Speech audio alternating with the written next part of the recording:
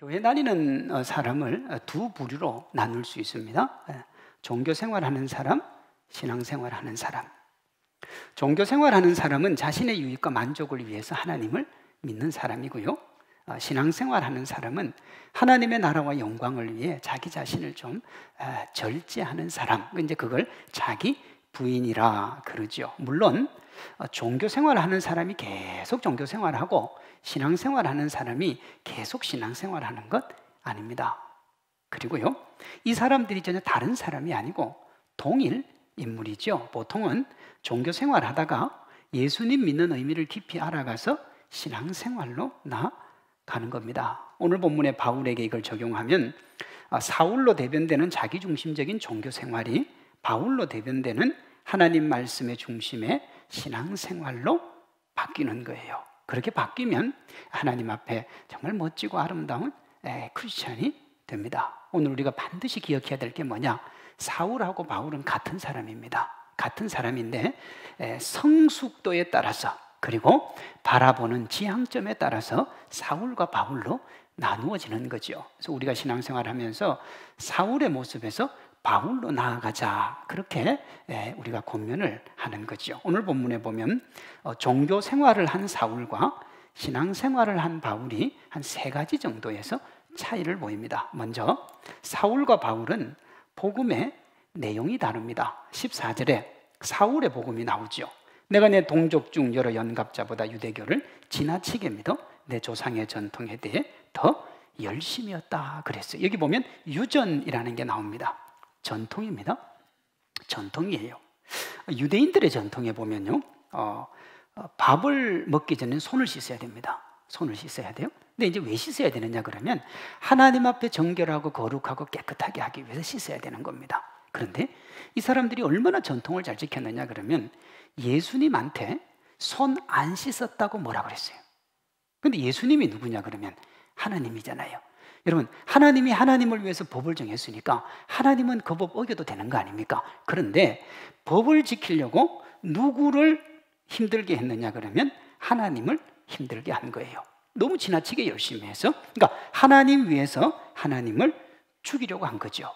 근데 사울이 예전에는 그렇게 했는데 자기가 예수님을 믿고 이제 바울이 되고 보니까 정말 형편없는 짓을 한 거예요. 그래서 1장 7절에 뭐라고 그러냐 그러면 내가 예전에 믿었던 복음은 다른 복음이다 그래요. 하나님을 위해서 했지만 그게 복음이 아니었다는 거예요. 그리고 이 복음은, 이 다른 복음은 예수님의 복음을 변질시킬 수 있다, 그렇게 이야기를 합니다. 예수님을 믿는다고 해도 예수님 제대로 못 만나면 다른 복음을 따릅니다. 이게 전통입니다. 여러분, 전통이 나쁘냐?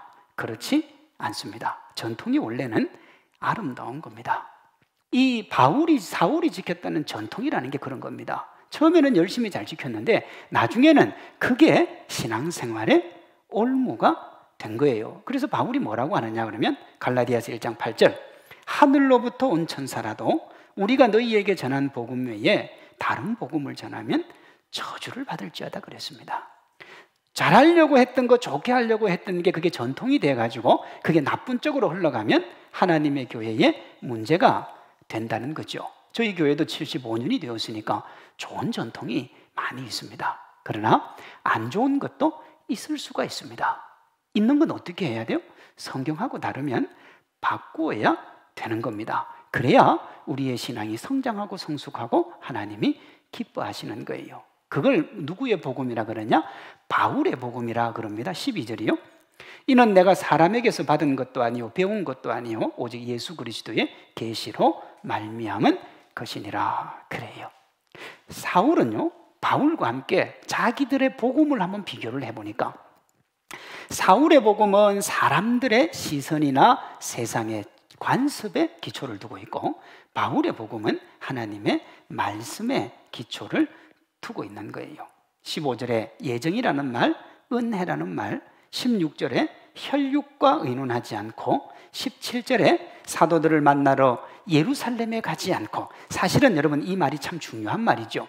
바울이 다메섹으로 가다가 하나님의 부름을 받았습니다. 13번째 사도가 된 거죠. 그 13번째 사도가 되었으면 앞에 있는 12명의 사도와 뭐 해야 됩니까? 조우를 해야 됩니다. 그리고 나도 사도다 그래야 되는데 일부러 사도들에게 가지 않았다 그랬어요. 왜요? 내 사도권을 누가 주셨다는 거예요? 하나님이 주셨다는 겁니다. 바울의 복음은 하나님에게서 시작했고 하나님이 보증하는 거예요. 초대교회 기둥 같은 사도들이 그의 사도권을 보장해 준 것이 아니라는 겁니다. 이것의 의미는 뭐냐? 사람은 누구라도 뭐 아래 있다는 거예요? 복음 아래 있다는 겁니다. 아무리 베드로가 얘기를 해도 하나님의 말씀과 어긋나면 베드로 말도 틀린 거예요.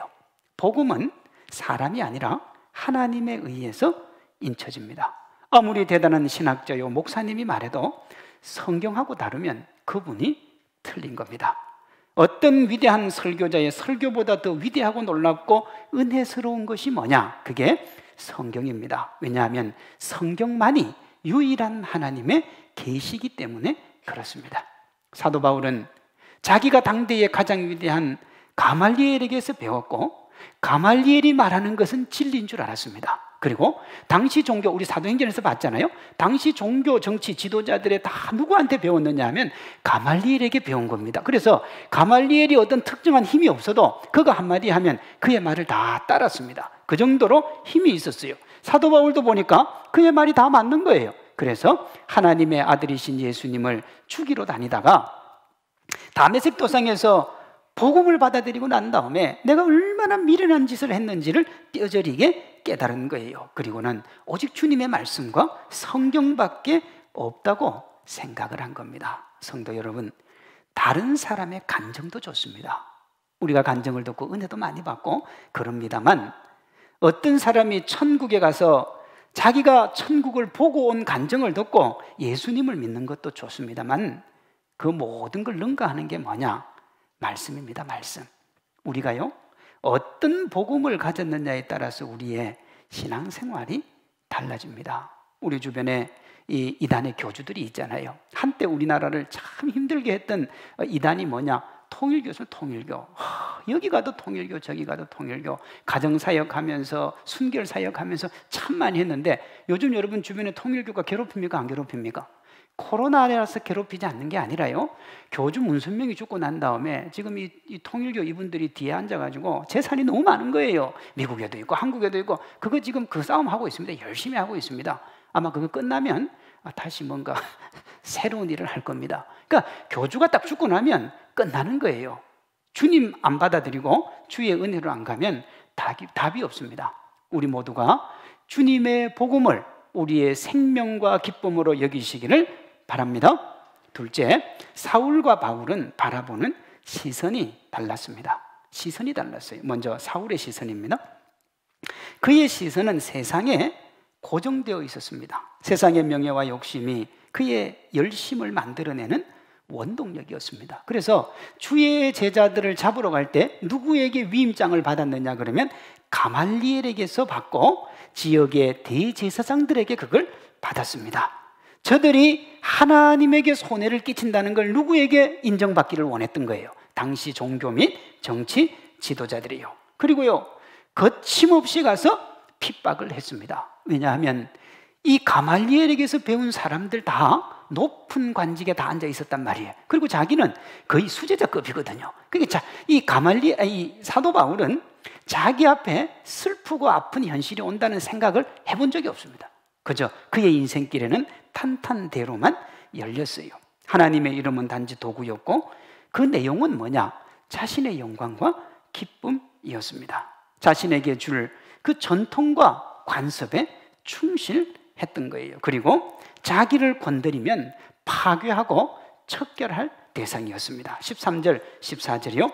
내가 이전에 유대교에 있을 때 행한 일을 너희가 들었거니와 하나님의 교회를 심히 박해하고 멸하고 내가 내 동족 중 여러 연갑자보다 유대교를 지나치게 믿어 내 조상의 전통에 대하여 더 열심이었다 그랬습니다. 내가 누구 핍박하는 데는 나 따라올 사람 없었다 이 말입니다. 우리는 지금 하나님을 잘 믿는 사람이 하나님의 교회를 힘들게 할 수 있다는 걸 사울을 통해서 보고 있습니다. 하나님의 이름으로 일한다고 모두 하나님께 영광이 되는 게 아니라는 걸 보고 있는 거예요. 이러면 안 되잖아요. 예수님 이렇게 믿으면 안 되는데 어떻게 해야 되는가? 결국은요, 우리가 바울의 시선을 가져야 되는 겁니다. 바울은 항상 그의 시선을 하나님께 고정을 했고요, 다메섹 도상에서 자신을 부르신 예수님의 부르심만 생각하고 살았습니다. 하나님의 영광을 외치지만 자기 영광과 자기가 속한 사람들의 이익을 대변했던 사울과 달리 하나님의 교회를 염려하며 참으로 하나님의 영광을 위해 살았습니다. 사울은 하나님의 교회를 엄청나게 핍박을 했었죠. 그랬던 그가 바울이 되어 하나님의 교회만 세웁니다. 참 재밌죠. 하나님을 위해서 하나님의 교회를 박해도 하고요, 하나님의 교회를 영광을 위해서 하나님의 교회를 세우기도 합니다. 줄이고 목마르고 헐벗고 배고프도 그는 하나님의 교회를 세우는데 자기의 생을 다 던집니다. 고린도후서 11장 28절에 이렇게 되어 있습니다. 날마다 내 속에 눌리는 일이 있으니 곧 모든 교회를 위하여 염려하는 것이라 그랬습니다. 여기서 교회는 개인이라 그랬습니다. 그의 마음속에는 항상 누가 있었느냐? 성도들이 있었습니다. 이게 에클레시아예요. 제가 여러분 새벽 기도 하다가 보면 이게 휴대폰을 볼 때가 있잖아요. 그 보신 분 있을 거예요. 제가 휴대폰 꺼내놓고 새벽 기도 때 보거든요. 그건 뭐냐 그러면 우리 성도님들이 작정한 563명의 오이코스 명단을 제가 쭉 읽고 있는 시간입니다. 그런데 여러분 오해를 하지 마시라 이 말이에요. 새벽에 담임 목사가 저기 기도하러 와가지고 기도는 안 하고 폰 펴놓고는 저기 무슨 그게 아니고 563명 여러분들이 정한 오이코스요. 여기 사도 바울도 뭐라고 그러냐 그러면 자기 안에 영혼 사랑하는 마음밖에는 없었어요. 그리고요, 그가 가르친 제자들에게도 영혼 사랑하라고 밖에는 안 가르쳤어요. 디모데후서 4장입니다. 하나님 앞에 산 자와 죽은 자를 심판하실 그리스도 예수 앞에서 그의 나타나실 것과 그의 나라를 두고 엄히 명하노니 너는 뭐 하라고요? 말씀을 전파하라. 때를 얻든지 못 얻든지 항상 힘써라. 이 누구에게 한 말이에요? 사도 바울이 자기 후계자 디모데한테 네가 해야 될 건 이거밖에 없다네. 하나님의 교회를 사랑하고 하나님의 교회를 품고 하나님의 은혜와 사랑 가운데로 나아가라는 겁니다. 예수님의 십자가 은혜와 사랑으로 구원받은 이가 여전히 구원받기 이전의 사울의 모습으로 살아가는 것은 여러분 부끄러운 겁니다. 우리가 하나님을 믿는다고 하나님의 은혜 가운데 산다고 하면서 하나님의 은혜 가운데 살지 못하는 것은 부끄러운 거예요. 그런데요, 현실은 믿는 사람이든 그렇지 않은 사람이든 오늘을 살아가는 사람들의 상당수가 부끄러움을 모릅니다. 우리 사회가요, 이 부끄러움이 사라진 지가 참 오래되었습니다. 행동경제학의 대가로 불리는 듀크 대학의 에리얼리라고 하는 교수가 있습니다. 이 교수가 이런 얘기를 했습니다. 한 개인이 부정행위를 저지를까 말까에 놓여 있을 때 그가 내리는 결정에 지대한 영향을 미치는 것은 그가 속한 사회가 부정을 얼마나 용인해 주는가에 달려있다 그랬습니다. 자 보세요. 어떤 한 사람이 부정을 해야 될 일이 온 겁니다. 뭐 거짓말을 해야 되든지, 요즘 공무원들 보니까 뭐 출근 도장 그 TV에 보니까 뭐 6시 출근하고 밤 10시에 찍어줘가지고 수당 받고 뭐 그런 얘기 나오잖아요. 근데 그런 경우가 왔을 때 그가 내리는 결정에 지대한 영향을 미치는 것은 그 사회가 그런 행동에 대해서 어떤 마음을 가지고 있느냐 하는 거요. 쉽게 얘기하면 사람들이 누울 자리 보고 눕는다는 겁니다. 우리가 이제 곧 있으면 아마 고위공직자 인사청문회를 할 겁니다. 이번에 지명을 했으니까요. 여러분 한번 눈여겨서 잘 보십시오. 그 고위공직자 중에 정직하게 살아온 분이 그렇게 많지 않습니다. 소위 지성인이라는 분들은 논문 표절을 거의 뭐 밥 먹듯이 합니다. 우리나라는요. 그리고 고위층의 자제였던 분들은 군대를 거의 안 갔습니다. 자녀를 위해서 위장 전입한 건 다반사고요. 한번 잘 보시면요. 이제 국회의원들이 청문회를 할 때 이거 지적하지요. 지적을 하면 그분들이 하는 정형화된 대답이 하나 있습니다. 그게 뭐냐 그러면 그때는 그게 뭐였다는 거예요? 관행이었다는 거예요. 항상 여러분 그 얘기를 합니다. 무슨 얘기냐? 자기의 부끄러운 과거를 부끄러워하지 않습니다. 그러니 어떠냐? 청문회를 거쳐서 고위공직자가 되면 국가의 의전을 받으면서 당당하게 고개를 들고 다닙니다. 고개 들고 다니면 안 되지요. 근데 더 문제가 뭔 줄 압니까? 국민들은 부끄러워해야 될 사람들의 그 부끄러움을 부러워합니다. 야, 나도 한번 저래봤으면, 그렇게 부러워합니다. 공직을 하려는 사람도, 그것을 밝히려는 국회의원도, 국민의 모습도 총체적인 난맥입니다. 어떻게 우리 사회가 이렇게 부끄러움을 모르는 사회가 되었을까요? 어떤 사회학자가 한 이 말이 우리에게 도움이 되지 않을까 싶어요. 우리 사회는 고도의 압축 성장 과정에서 성공이 절대 선이 된 사회입니다. 성공하지 못하거나 실패하는 것은 무능을 넘어 민폐가 되었습니다. 그래서 성공을 위한 작은 부정은 용인될 수 있는 동시에 험한 세상을 살아가는 지혜처럼 보입니다. 반면에 원칙을 지키는 사람은 부정을 하지 않아서 그렇게 산다고 업신여깁니다. 우리 사회가 이렇게 된 이유는 바르게 살지 않는 것이 아니라 못 사는 걸 부끄러워하기 때문입니다. 그랬습니다. 다시 듀크 대학의 에리얼리 교수님 말을 다시 들어볼까요? 한 개인이 부정행위를 저지를까 말까에 놓여 있을 때 그가 내리는 결정에 지대한 영향을 미치는 것은 그가 속한 사회가 부정을 얼마나 용인해 주는가. 여러분 어떻습니까? 우리가 정말 부끄러워해야 될 사람을 부끄럽게 만들어야 되는데 뭐라고 그러냐 그러면 틀어서 먼지 안 나는 사람이 있냐. 근데 이 학자가 이걸 이렇게 얘기했어요. 기대 보상 심리로 미리 내가 혹시 그런 상황에 처하게 되었을 때 나도 용서받기 위해서 그 말을 한다는 거예요. 참 여러분 슬픈 사회예요. 부끄러움을 몰라요. 그러니 국회의원들 보세요. 그게 말인지 뭔지도 모르는데 그냥 거침없이 내뱉습니다. 뱉어놓고는 미안하다 그러면 끝이에요.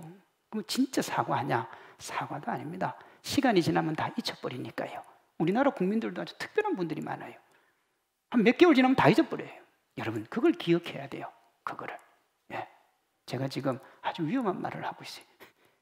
제가 했던 말을 기억을 하시라고요. 그래야 제가 딴짓을 안 해요. 예? 제가 올 때부터 했던 말 있잖아요. 저렇게 하다 저렇게. 그걸 기억하고 있다가 목사님 예전에 그런 말 했으니까 그렇지 그러면 안 되죠. 그래야 반성이라는 게 있죠. 여러분 말은 말대로 하고 부끄러움을 모르면 안 되는 거예요. 우리 신앙생활에 이런 게 적지 않지요. 철저하게 자기중심적인 사울의 신앙을 가지고 있으면서 예수님 믿는다고 하면서 바울 흉내내는 사람이 참 많습니다. 우리가 이런 슬픈 주인공이 되면 주님도 아프고 교회도 아프고 다 아픈 겁니다. 그러면 어떻게 해야 되냐? 여러분 우리 자신을 자꾸 돌아봐야 됩니다. 내가 사울처럼 사는지 바울처럼 사는지, 내가 사울인데 바울로 살고 있다고 착각하고 있지는 않은지 우리 자신을 한번 되돌아봐야 됩니다. 여러분들이 느끼셨는지 모르지만 저는 성경에서 제일 존경하고 따라가고 싶은 사람이 사도 바울입니다. 근데 그 사울을 보고 있으면, 바울을 보고 있으면 저는 사역자도 아닙니다. 정말 우리는 아무도 아닙니다. 그는요 주님 만나고 난 다음에 변했던 적이 한 번도 없습니다. 후회했던 적도 한 번도 없습니다. 가난하면 가난한 대로, 부하면 부한 대로 자족하며 사는 인생의 기쁨을 알았던 사람입니다. 순교의 법정에서 주의 나라를 위해 죽어갈 때 그는 하나님께로 간다고 기뻐했지 내가 왜 주님 믿고 이 고생하나 그렇게 말했던 적이 한 번도 없습니다. 그의 신앙은 어느 한순간의 열심이나 반짝 신앙이 아니었습니다. 다메섹 도상에서 주님을 만난 이후로 그의 신앙은 한 번도 변했던 적이 없습니다.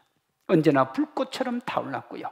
고난과 아픔이 몰려오면 더욱더 자신을 순례자여 나그네로 기억하며 본향을 바라보고 살았습니다. 타향에서 만세전에 예정하신 이방 선교의 주인공으로 살면서 말로 다 할 수 없는 아픔과 고통의 순간을 보냈지만 그는 본향인 천국으로 돌아갈 그날을 고대하며 타향인 이 땅을 성실하고 정직하게 살았습니다. 부끄러움이 없는 인생을 살았습니다. 그 삶의 자세와 시각이 수시로 꿈틀대는 자기 욕망을 억눌러주게 만들었던 겁니다. 부끄럽지 않은 인생이에요. 여러분, 우리가 부끄러움을 모르면 안 돼요. 남들도 다 하는데요. 목사님, 저 사람도 하는데요. 안 하면 바본데요. 주님은 뭐라고 하시느냐? 그 바보가 되라. 그렇게 말씀하시는 거예요. 세상이, 여러분, 이 코로나 기간에 왜 교회를 그렇게 힘들게 합니까? 자기들하고 똑같이 사니까요. 똑같이 살면서 멋지게 사는 것처럼 포장하니까 그 위선이 싫었던 겁니다. 사랑하는 성도 여러분, 우리가 우리 자신에게 집중하는 사울을 넘어 예수님께 시선을 고정하는 바울이 되어야 거룩한 삶을 살 수가 있습니다. 누구에게 내어도 부끄럽지 않는 그런 믿음의 주인공들 되기를 소망합니다. 사울과 바울의 세 번째 차이는 뭐냐? 열심의 결과입니다. 마음속에 품은 것이 그 사람의 행동을 결정하고 그 행동이 만들어내는 게 결과지요. 본문에 사울에서 바울로 변화 과정을 자세히 소개하고 있어서 그 열심의 결과를 볼 수 있습니다. 13절에 보면 사울은 유대교 안에서 하나님의 교회를 심히 박해했다 그랬습니다. 엄청나게 더 열정적으로 박해했다 이 말입니다. 과잉 충성하고 오버액션을 한 겁니다. 사울은 하나님의 이름으로 나사렛 이단 예수님의 응징에 나섰어요. 그러니까 누구를 위한 열심이냐? 하나님을 위한 열심이에요. 하나님을 위해서 그렇게 열심히 했어요. 그런데 그게 하나님을 아프게 하고 하나님의 교회를 와해시키는 결과를 만든 거예요. 사랑하는 성도 여러분, 그리스도인에게 하나님을 위한 열심이 필요합니다. 동시에 우리가 기억해야 될 것이 있습니다. 그 열심이 하나님의 교회를 힘들게도 할 수 있다는 거예요. 그러니 우리가 균형을 잘 가져야 됩니다. 교만은 패망하게 만들고요, 거만한 마음은 넘어지게 만든다고 잠언 16장 18절이 말하거든요. 여러분 보세요. 우리가 볼 때 상식적인 사람, 우리가 볼 때 괜찮은 사람, 우리가 볼 때 멋진 사람, 두 번 다시 딴짓 안 할 것 같은 사람이 왜 딴짓을 하게 되느냐 하면 자기를 안 돌아봐서 그렇습니다. 어느 수준이 되면요, 교만해져요. 교만해지면요, 어린 아이도 보이는 게 자기 눈에는 안 보이는 겁니다. 사울이 그랬습니다. 자기가 하는 건 전부 하나님을 위한 거였어요. 하나님을 위한 게 아닌 게 하나도 없었어요. 어느 시간이 되고 나니까 도둑질을 해도 그게 하나님을 위한 게 돼요. 나쁜 짓을 해도 하나님을 위한 게 되더라는 거예요. 우리가 성경을 낮은 인수로 해석하고 성경을 자기 마음대로 해석하면 그렇게 됩니다. 보세요. 우리가 이제 사도행전 다음에 다시 볼 텐데, 사울의 열심이 누구를 죽이게 만들었느냐 그러면 스데반을 죽음으로 데리고 가잖아요. 너무너무 열심이어서. 그런데 그 스데반은 누구냐 그러면 죽을 때 우리 주님이 일어서서 안아주실 만큼 주님이 사랑했던 사람이에요. 사울도 하나님을 사랑해서 죽인 거예요. 근데 하나님이 너무 고통스러웠던 거죠. 사랑하는 성도 여러분, 우리가 그럴 수 있습니다. 우리의 열심이 하나님을 아프게 할 수 있어요. 이렇게 얘기하면, 야, 그럼 열심히 안 하는 게 낫겠네. 그건 좀 그렇잖아요. 내 생각, 내 뜻대로 하면서 하나님의 이름으로 포장하면 그렇게 됩니다. 그래서 주님이 우리에게 뭐라고 하셨느냐 그러면, 누구든지 나를 따르려거든 뭐 하라고요? 자기를 부인하라 그랬습니다. 내가 죽고 믿음이 사는 거예요. 바울의 핵심입니다. 바울이 가진 믿음의 열심이 자신이 사울로 있을 때에 하나님의 이름으로 그리스도인들을 중상모략하고 감옥에 넣고 죽였잖아요. 근데 나중에 자기가 예수님을 믿으니까 자기가 그걸 똑같이 당하는 거예요. 그런데 당하면서 이 사람은 어떻게 생각하느냐 그러면, 야, 이게 영광스럽구나. 이게 하나님의 자녀답게 사는 인생의 행복이구나. 22절, 24절이요. 그리스도 안에 있는 유대의 교회들이 나를 얼굴로는 알지 못하고 다만 우리를 박해하던 자가 전에 멸하려던 그 믿음을 지금 전한다 함을 듣고 나로 말미암아 하나님께 영광을 돌리니라 그랬습니다. 이 얼마나 솔직하고 담백한 고백입니까? 전에 하나님의 교회를 핍박하던 것이 나였는데 내가 하나님을 사랑한다는 말을 듣고 그 사람들이 하나님께 영광을 돌리더라 그랬습니다. 믿음으로 사는 사람은 절대로 사람과 사람을 보지 않습니다. 하나님 안에서 보고, 하나님의 기쁨 안에서 보고, 하나님의 사랑 안에서 보는 거예요. 하나님을 위한 사울의 열심이 하나님께 쓰라린 고통이었지만 하나님을 위한 바울의 열심은 하나님의 행복이었습니다. 사울의 열심은 하나님의 아픔이요 바울의 열심은 하나님의 기쁨이었습니다. 신앙의 목적이 자신의 유익과 만족이면 그것은 하나님을 위한 신앙생활이 아니라 자신을 위한 종교생활이 되는 겁니다. 물론 아무리 이렇게 얘기해도 우리가 가지고 있는 기본적인 본성이 악하기 때문에 사실은 하나님의 자녀답게 살아내는 것이 쉽지가 않아요. 사람의 본성을 깊이 있게 통찰하고 연구하고 그걸 소설로 적어낸 책이 하나 있는데 그 책이 뭐냐? 지킬 박사와 하이드라는 소설이 있습니다. 아마 보신 분 계실 텐데요. 이 소설의 주인공이 지킬인데요. 그 지킬은 등망 있는 가문에서 태어나서 의학 박사가 되고 사람들에게 존경과 사랑을 받습니다. 그런데 고민이 있어요. 무슨 고민이냐 그러면 항상 자기 안에 겉으로는 이렇게 등망받고 사랑을 받는데 내면은 분노와 이 채워지지 않는 욕구로 막 이렇게 괴로움을 합니다. 그랬던 그는 자기 안에 있는 그 부조화를 해결하기 위해서 선과 악을 분리하는 연구를 합니다. 어느 정도 자기가 보니까 성과가 나타나요. 그래서 제일 먼저 그 약물을 자기에게 투약을 합니다. 그러자 선과 악이 분리되는 거예요. 자기에게 있는 선과 악이요.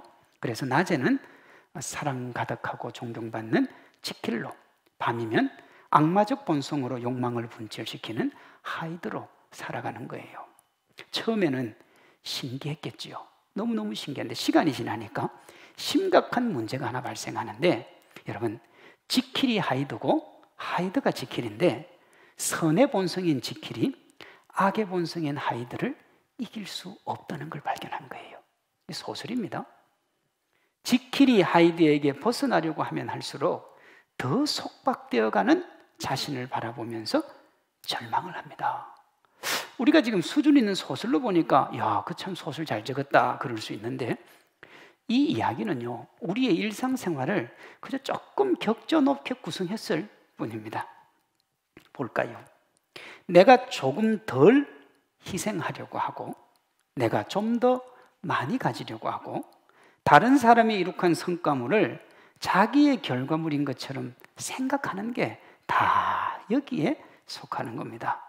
인간의 악한 본성의 선이 무릎을 꿇는 거예요. 제가 방금 인간의 악한 본성이라 그랬습니다. 그러니 지킬이 하이드에게 지는 것은 당연한 거예요. 그러면 우리가 지금까지 살펴본 것처럼 사울과 바울의 관계가 이렇잖아요. 그렇죠? 사도 바울도 지킬과 동일하게 자기 안에 선인 지킬과 악인 하이드가 공존을 하는데 항상 선이 악에게 지는 것을 봅니다. 로마서 7장이요. 내가 한 법을 깨달았노니 곧 선을 행하기 원하는 나에게 악이 함께 있는 것이로다. 내 속 사람으로는 하나님의 법을 즐거워하되 내 지체 속에 한 다른 법이 내 마음의 법과 싸워 내 지체 속에 있는 죄의 법 아래로 나를 사로잡아 오는 것을 보는도다. 이 지킬 박사와 하이드예요. 그냥 그 소설 그대로예요.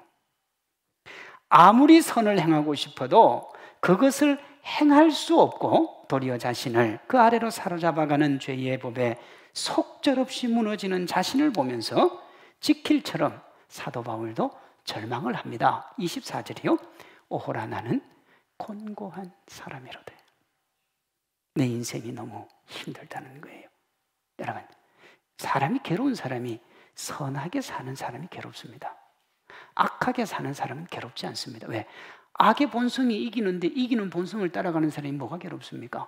괴롭고 고통스러운 사람은 선하게 살려고 하는 사람이에요. 소설 지킬 박사와 하이드에서 지킬은 이 절망의 상황에서 선을 지키기 위해서 어떻게 하느냐? 하이드를 죽입니다. 하이드가 지킬이니 그가 슬픈 삶의 주인공이 된 거죠. 이것이 선과 악을 동시에 소유하고 있는 인생이 내리는 마지막 결단입니다.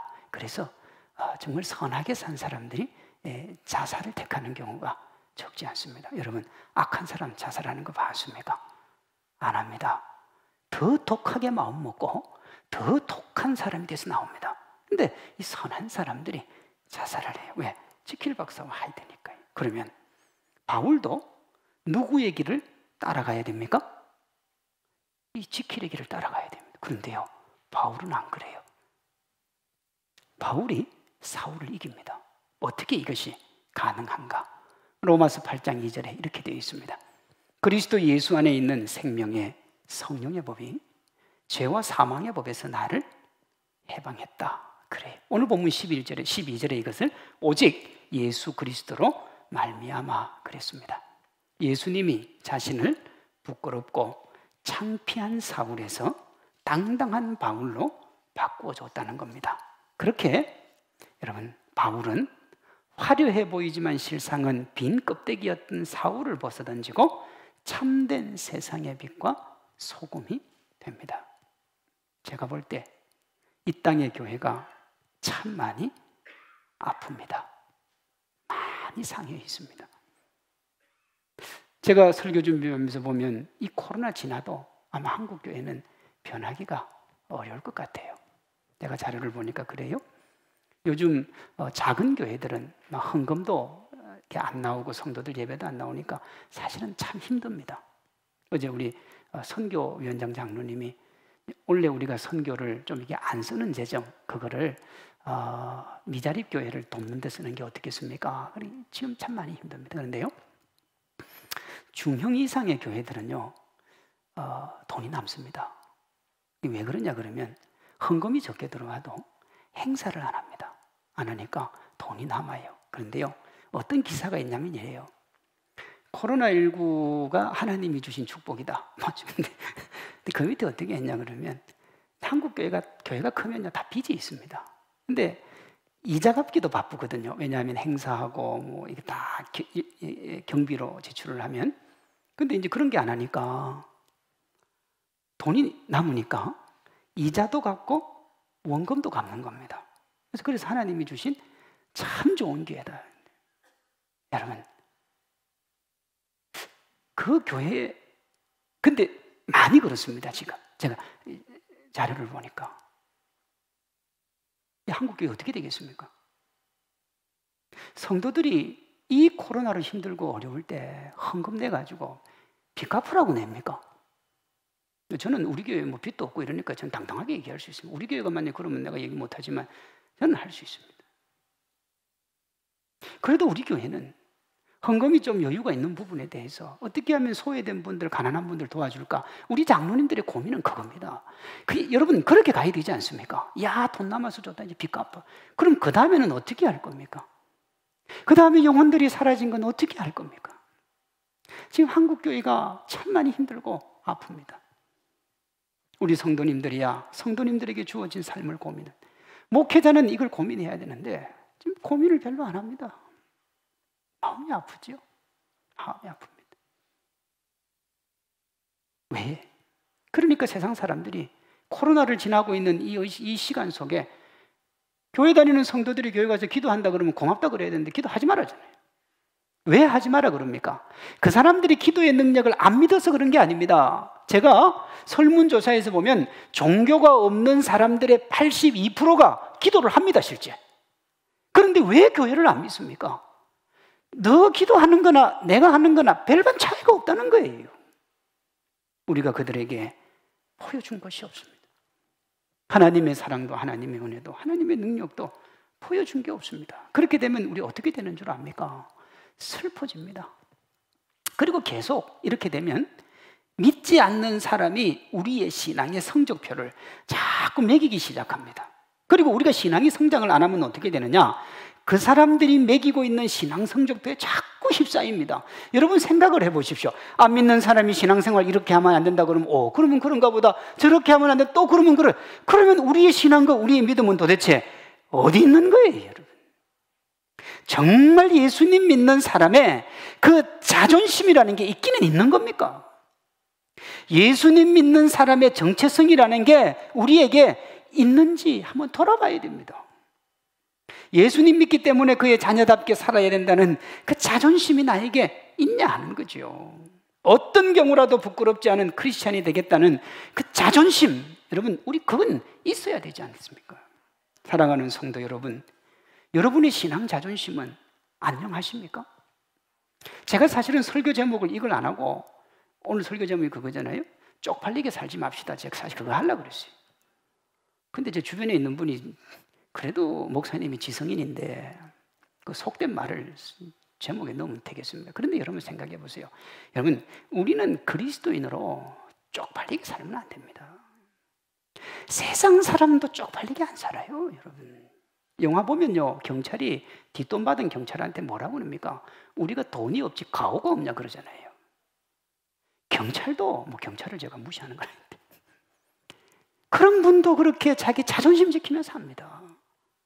온 우주 만물의 하나님, 전능하신 하나님, 우리의 모든 것들을 주관하시는 그 하나님을 믿는 그리스도인이 자존심도 없이 살아서는 안 되지 않겠습니까? 우리가 지킬 박사와 하이드처럼 우리의 신앙이 사울과 바울이 공존하고 있음을 잊지 말고 우리의 신앙을 점검하고 돌아보며 주님 앞에서 하나님 자녀의 자존심 지킬 수 있기를 소망합니다. 그건 어떤 비교가 아닙니다. 저런 게 아닙니다. 나와 하나님과의 관계고 믿음의 관계입니다. 그렇게 우리가 살아내면 하나님께서 우리에게 은혜 주시고 은총 주시고 이 상황들을 능히 잘 이기고 하나님 안에서 기쁨 누리게 해 주실 줄로 믿습니다.